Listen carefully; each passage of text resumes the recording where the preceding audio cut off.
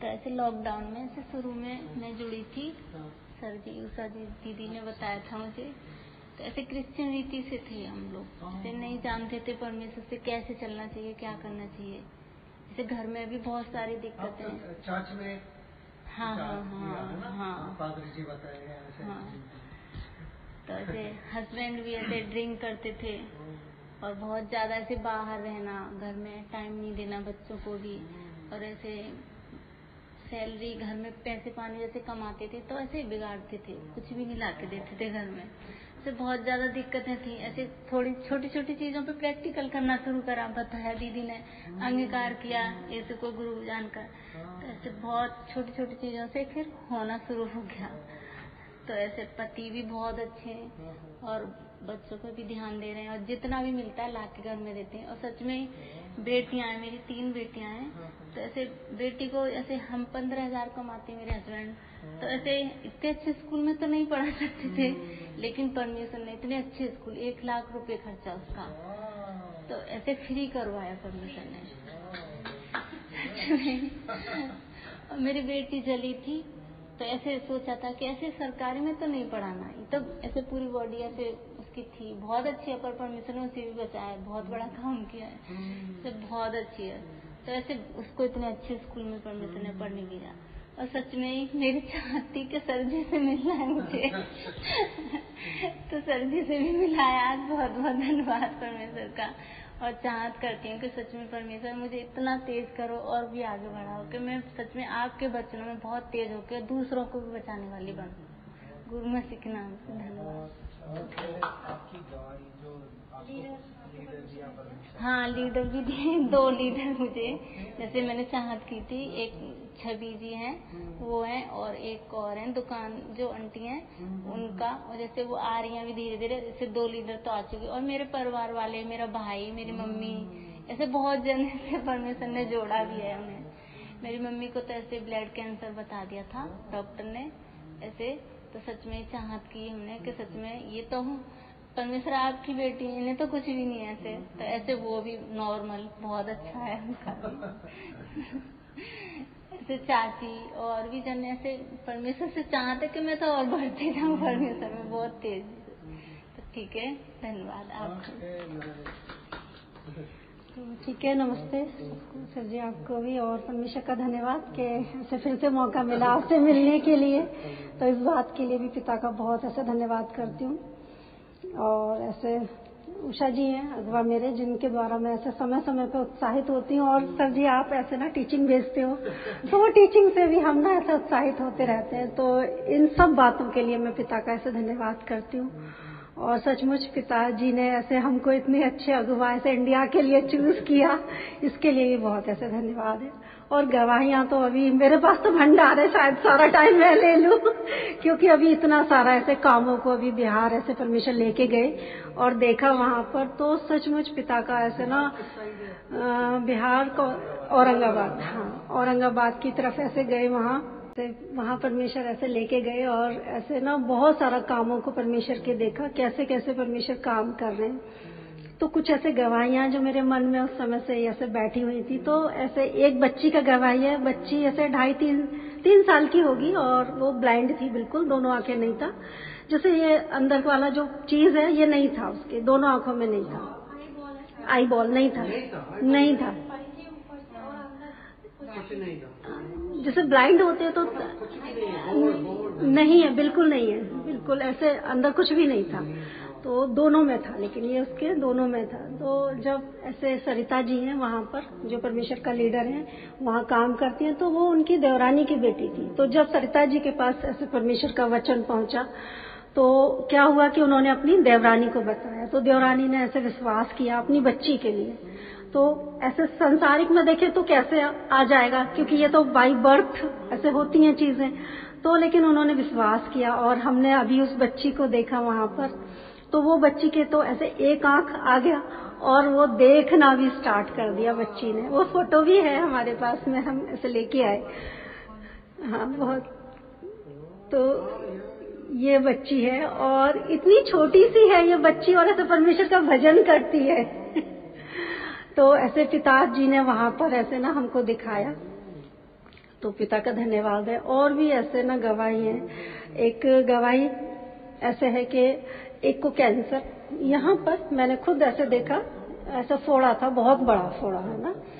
तो जब ऐसे सत्संग खत्म हो गया तो सत्संग खत्म होने के बाद में वो मिलने के लिए आए, तो उन्होंने ऐसे दिखाया कि यहाँ तो क्या है, फोड़ा है। तो वो फोड़ा ऐसे इतना सा हो गया और उसके बहुत सारे मुंह थे, छोटे छोटे मुंह, बहुत सारे फोड़े पे ना।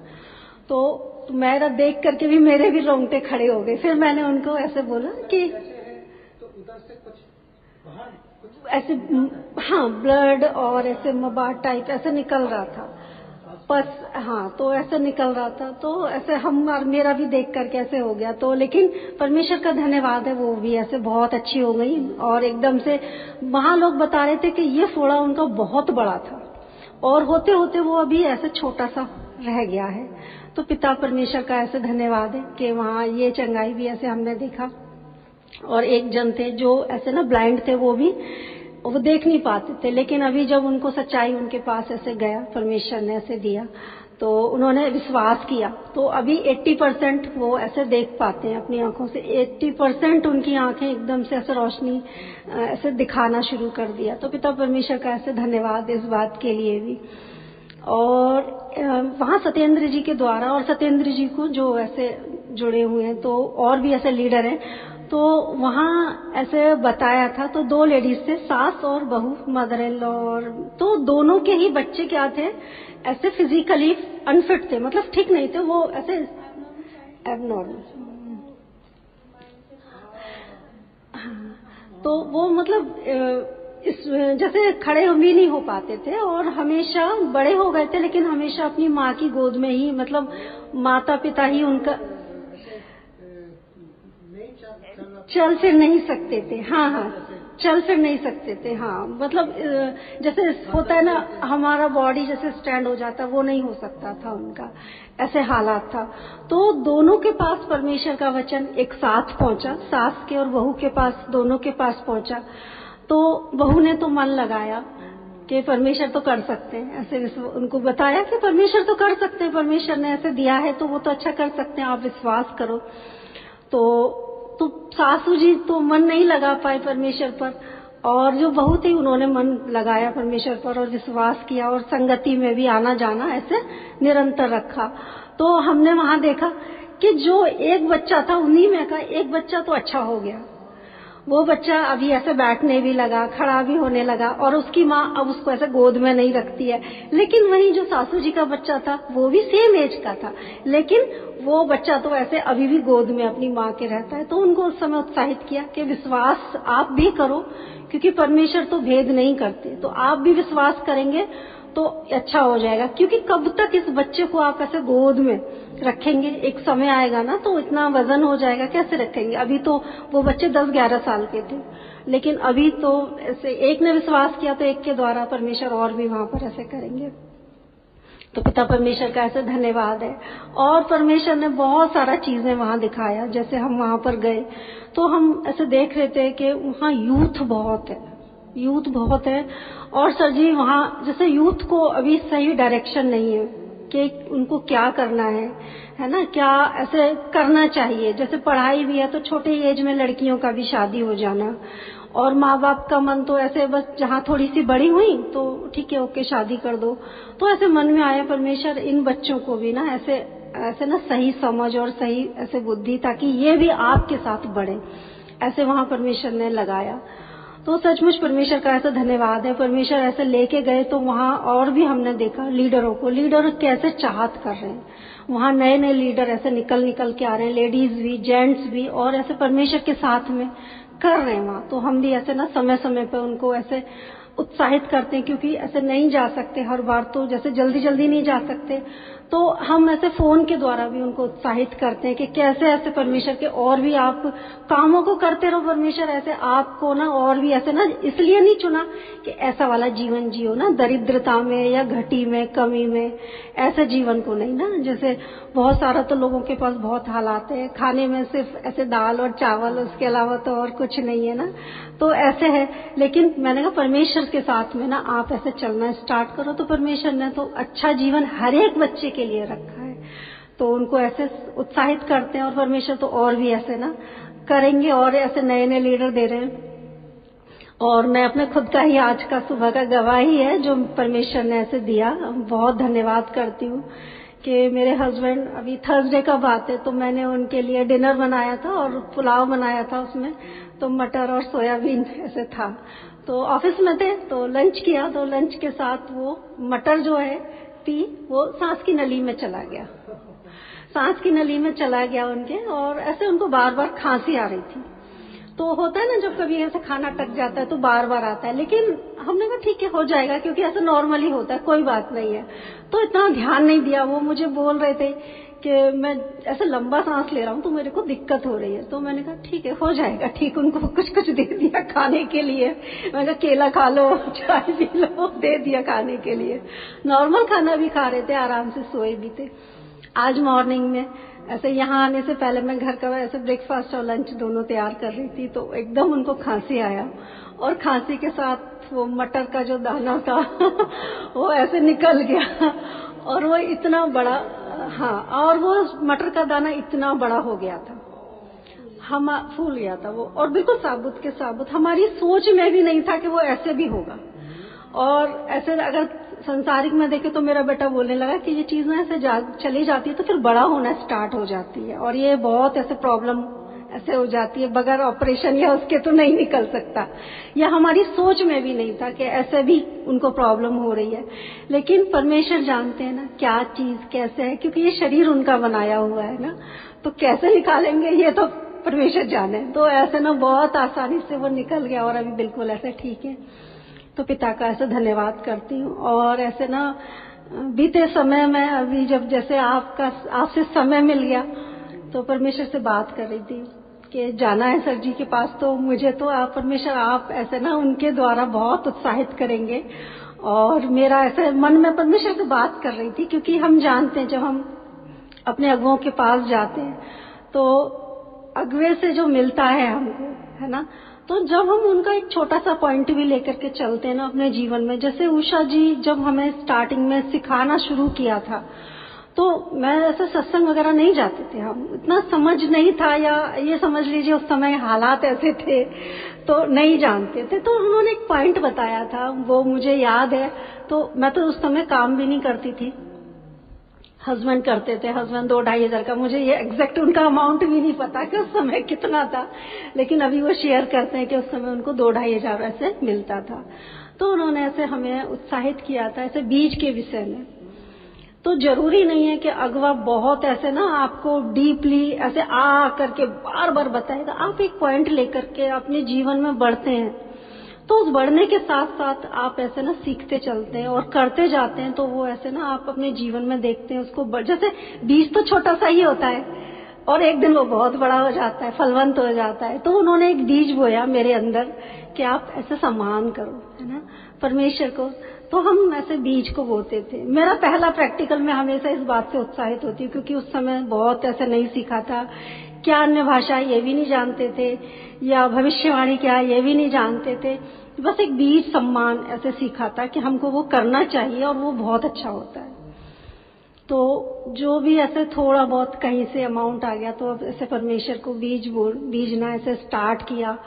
और फिर जब ऐसे हम दूसरी जगह जहाँ रहते थे वहां से जब दूसरी जगह आए, तो हम जहांगीरपुरी में रहते थे, तो उस समय से परमेश्वर से चाहत किया था। तो हस्बैंड ने ऐसे सैलरी का अमाउंट मुझे देते थे हाथ में निकाल के, तो ऐसे उसमें से मैं बीज को बीजती थी। और मैंने उस बीज को ऐसे बीजती थी जो मैं अपना प्रैक्टिकल कि परमेश्वर ये तो आपका है और ये जो बचा हुआ है इसमें से मैं बचत भी करूं और इसमें से मैं अपने घर का खर्चा भी चलाऊं, ऐसे बीज को बीजा। तो सचमुच में वो सारे काम जो हमारी सोच या हमारी समझ में नहीं आते, जैसे बता रहे थे ना 1 लाख ऐसे बेटी का खर्चा, तो जिस समय एडमिशन मेरे बेटे का एडमिशन होने वाला था उस समय उसका भी खर्चा ऐसे ही था और अभी भी ऐसे ही खर्चा है, लेकिन उस समय हमारे पास नहीं था। जिस समय जी हमने प्रैक्टिकल किया कि हमको अब ऐसे कॉन्वेंट स्कूल में जो सिस्टर और फादर के स्कूल होते हैं उसमें डालना है, तो उनका फी तो बहुत ज्यादा से होता है, तो चाहत था कि उसमें डालना है, तो ऐसे डाल दिया। सोचा नहीं कहाँ से आएगा कैसे आएगा, लेकिन हम वो कर रहे थे, वो सारी चीजें कर रहे थे। क्योंकि ऐसा अभी भी सुबह में एक चीज ऐसे समझ में दिया कि हम जब चीज को ऐसे देखते ना, कोई भी चीज हमारे अंदर ऐसे नकारात्मक आ जाती है कि ये हो गया, तो हमारी वहाँ सोच शुरू हो जाती है कि जैसे अभी सुबह मटर निकला तो सोच में नहीं था, तो इसलिए वो आसानी से हो गया। अगर सोच में आती तो हमारे अंदर डर आ जाता, और डर आ जाता तो फिर काम ऐसे ना मुश्किल हो जाते। ऐसे ही कोई भी काम हो, जब हम ऐसे ना हमारे सामने जब वो डर नहीं आता या सोच नहीं आती है कि ये कैसे होगा और कैसे नहीं होएगा, तो वो काम परमेश्वर को जब हम देते हैं तो बहुत आसानी से, तो उस समय में भी हम प्रैक्टिकल कर रहे थे और ऐसे ना लगातार करते जा रहे थे। तो पिता का धन्यवाद है कि परमेश्वर ने तो ऐसे बच्चे का भी एडमिशन बहुत अच्छे स्कूल में, हमारी सोच से भी बढ़ करके, और ऐसे चाहत हम जैसे दिन ब दिन चाहत करते हैं, अंगीकार करते हैं, तो मन में चाहत ऐसे ना ऐसे स्टार्ट हुआ था परमेश्वर के कामों के लिए, है ना। जब ऐसे बेटा थोड़ा सा बड़ा हो गया था, 2.5-3 साल का हो गया, तो ऐसे स्टीफन जी के यहाँ हम ऐसे जाते थे लीडर मीटिंग में, तो वहाँ सब लोग उठ कर ऐसे गवाही देते थे और चाहत अंगीकार करते थे और ऐसे बताते थे मैं तो इस क्षेत्र में काम करता हूँ, मैं तो इस क्षेत्र में काम करता हूँ, तो ऐसे चाहत करते थे। तो हम भी ऐसे हो जाते थे उनके साथ साथ ऐसे, लेकिन क्षेत्र तो नहीं, ऐसे उस समय तो नहीं था, तो ऐसे हम अंगीकार करते रहे और उस अंगीकार में बने रहे। तो परमेश्वर ने ऐसे बिहार में भी और मैनपुरी में भी ऐसे कामों को दिया। और अभी मैनपुरी का भी कल का ही ऐसे एक लीडर है वहाँ, दुर्गा जी उनका नाम है, तो बहुत उनके जो ससुर जी थे, अभी ससुर जी उनके जो तकरीबन 80 साल के हैं, उनके जो दादा ससुर थे वो ऐसे उनका बहुत जमीन था, 1100 बीघा ऐसे जमीन था, 1100 बीघा जमीन था, 11 बीघा, हाँ सॉरी 1100 नहीं 11 बीघा, हाँ तो 11 बीघा जमीन था। तो लेकिन वहाँ जो ऐसे जो गांव के लोग होते हैं ठाकुर ऐसे बड़ा जाति का, तो छोटी जाति के लोगों को तो ऐसे दबाते, तो क्या किया था, उनकी जो जमीन थी वो ऐसे कब्जा कर रखी थी, तो नहीं देते थे और वो खुद उस पर खेती करते थे। तो वहाँ उस चीज को लेके बहुत ऐसा लड़ाई झगड़ा भी हुआ। तो लेकिन जो ऐसे वहाँ पर दुर्गा जी हैं जो परमेश्वर का काम भी करते हैं मैनपुरी में, कौसान एक गांव है वहाँ पर, तो वो इस चाहत को परमेश्वर के साथ करते रहे कि पिता मुझे तो वो मेरा जमीन चाहिए, और किसी से नहीं बोला क्योंकि उस बात को लेके बहुत वाद विवाद हो गया था उस जमीन को लेके, तो उन्होंने किसी से नहीं बोला, सिर्फ परमेश्वर से बोला, परमेश्वर आप मुझे ये जमीन ऐसे दिला सकते हो। तो कल फोन आया और ऐसे 2 दिन पहले वो जो उन्होंने कब्जा कर रखा था, उन्होंने बोला कि आप अपना जमीन ले लो और आप इस पे खेती भी स्टार्ट कर दो और अपना जो बाड़ा बांधना है इसको बांध लो और हम ये जमीन आपको दे देंगे, आप ही का है, आप ले लो इसको। और जबकि पेपर भी उन्हीं के नाम थे, मतलब पेपर उनके ही नाम थे, लेकिन होता है ना थोड़ा सा गांव में दबंग टाइप के जो लोग, हाँ जिनको मिली उन्हीं के नाम पे जमीन थी, लेकिन बस उसमें ना वो खेती कर पा रहे थे, कुछ नहीं कर पा रहे थे, हाँ तो उन लोगों ने कब्जा कर रखा था। फिर उन्हीं लोगों ने ऐसे फोन किया कि आप अपना जमीन ले लो अपना जमीन ले लो और इस पे तुम खेती करो, कुछ भी करो, और ये तो हम आपको ही देते रहे। तो ऐसे ना परमेश्वर हमारी सोच, या हमें तो पता भी नहीं था इन सब चीजों के बारे में, परमेश्वर कैसे कैसे ऐसे ना कामों को करते हैं, या रास्ते है ना, रास्ते और रास्तों को खोलते हैं पिताजी। तो बहुत ऐसा धन्यवाद है, हर एक के जीवन में ऐसे ना रास्ते खुलते जाते हैं, क्योंकि हमने भी अपने जीवन में रास्तों को ऐसे देखा ना। एक समय था तो ऐसा था कि सब कुछ ऐसे बंद है, लेकिन ऐसे जीवन में जब परमेश्वर के साथ ऐसे चलना स्टार्ट किया तो ऐसे रास्ते बहुत आसानी से खुलते चले गए और सब कुछ ऐसे ना बहुत अच्छा। और अभी तो ऐसे चाहत ऐसे मेरे मन में ऐसे उमंग आती है सर जी कि परमेश्वर जब ऐसे ना आपके कामों को ना ऐसे हमेशा करते रहे, लेकिन ऐसे काम करे कि जहाँ पर ऐसे ना आपका जो बीज है वो वफादारी के साथ में ना, क्योंकि ऐसे ना मिलावट करके बो दे तो गड़बड़ हो जाती है ना। तो ऐसे मन में आता है कि जो बीज जो आपको हमने सच्चाई, आपने हमको जो सच्चाई दिया है ना, तो बिल्कुल ऐसे ही सच्चाई ऐसे आगे पहुंचे, और ताकि लोग सच को जान सके, क्योंकि अभी तक बहुत सारे लोग हैं जो सच में, मैं तो ऐसे बिहार जाकर देखा कि आ तो रहे हैं, भटक तो रहे हैं, लेकिन कहीं ना कहीं वो इस अनुसार नहीं जानते कि परमात्मा क्या है, कौन है वो पिताजी, कौन है वो यीशु मसीह, कौन है जिन्होंने हमारे लिए इतना बड़ा बलिदान दिया, वो कौन है। सचमुच में तो ऐसा ना बहुत ऐसे मन में आता है, और ऐसे चाहत आती है परमेश्वर के साथ में कि पिताजी हमेशा आपका ये जो सच्चाई है ऐसे बताते रहे और ऐसे करते रहे, ताकि आपकी जो चाहत है ना, पिताजी की भी तो यही चाहत है कि सब उद्धार पा जाए। तो सचमुच में उद्धार के साथ साथ ना और भी इस धरती पे भी वो अच्छा जीवन जिए, है ना, क्योंकि बहुत सारे लोग तो हालातों में भी जीवन को जी रहे, तो धरती पर भी ऐसे ना अच्छा जीवन ऐसे जिए, है ना। अंगीकार के द्वारा तो है ही है, उद्धार तो है, मिल गया, सिंपल से शब्दों में उद्धार मिल गया, लेकिन यहाँ पर भी क्या जीवन है ना, इस जीवन को भी ऐसे ना लोग समझें और जिए, ऐसे जिए, शांति के साथ जीवन को जिए, ऐसे चाहत आता है, और परमेश्वर ऐसे कर चुके। और आने वाले समय में तो पिताजी बहुत ऐसे ना लीडर मीटिंग भी, अभी जैसे हम बिहार गए थे तो लीडर मीटिंग भी किया, वहाँ तकरीबन ऐसे 20 लोगों के साथ में किया, तो पिता का धन्यवाद है। और ऐसे मैनपुरी के लिए भी चाहते हैं, यूपी के लिए, कि वहाँ पर भी ऐसे लीडर मीटिंग और भी ऐसे ना स्टार्ट हो वहाँ भी, और ऐसे नए नए मजदूर निकल के आए, और जितने भी ऐसे लोग हैं ना गांव में जो ऐसे बोझ से दबे हुए हैं, कुचले हुए हैं, जो नहीं जानते परमेश्वर को, वो भी ऐसे परमेश्वर को जाने, ऐसे चाहते। तो ठीक है, पिता का धन्यवाद।